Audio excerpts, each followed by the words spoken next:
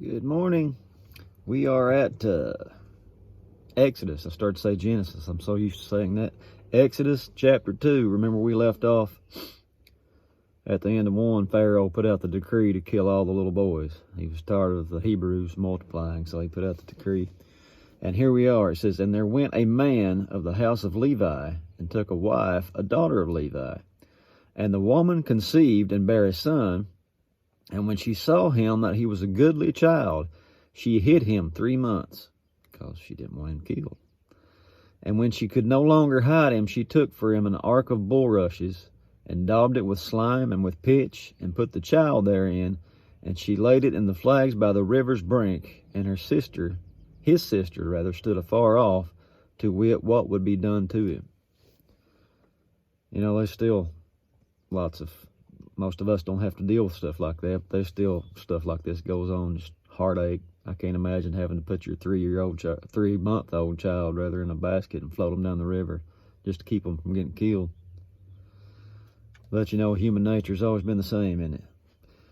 Let's move on and see what happens to this child, though. It says, "And the daughter of Pharaoh came down to wash herself at the river, and her maidens walked along the river's side, and when she saw the ark among the flags, she sent her maid to fetch it." You think that was coincidence?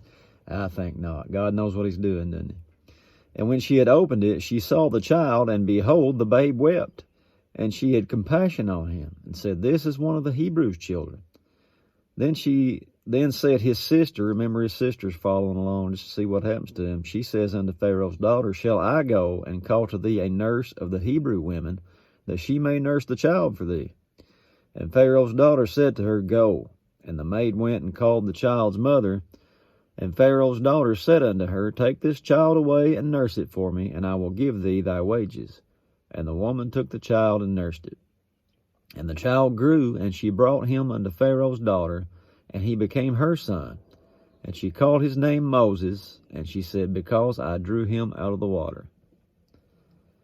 And it came to pass in those days when Moses was grown," so he's going from a baby to a grown man here pretty quick. It says that he went out to his brethren.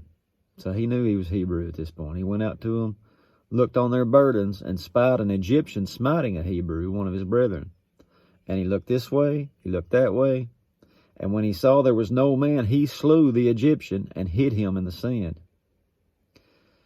Well, he went out the second day, it says, and behold, 2 of his Hebrew brothers strove together. And he said to him that did the wrong, Wherefore smitest thou thy fellow?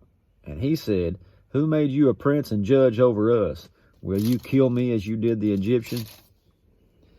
And Moses feared and said, Surely this thing is known. So he thought he got away with it. Somebody saw him. Now he knows if it gets back to Pharaoh, he's a goner, so he's scared.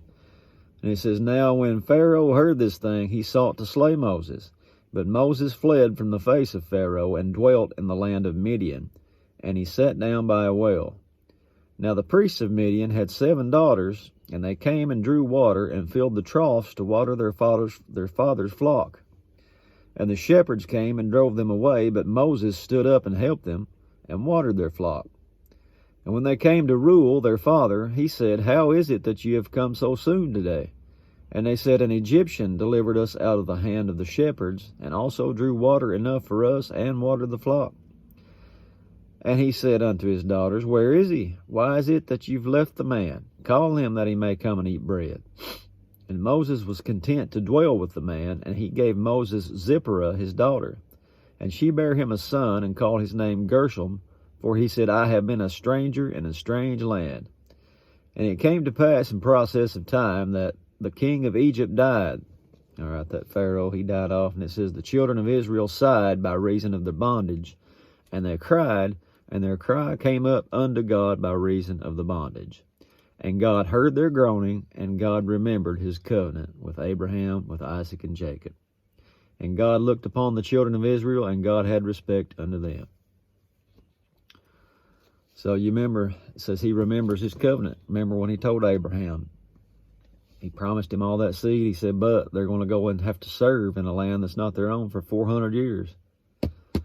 That time's up, amen. There's an appointed time, and when the time comes, God raised somebody up. And what we're going to see in the next chapter is God raises up Moses, the famous burning bush scene. Show it tomorrow and see all about it, amen. God bless you, and we'll see you then.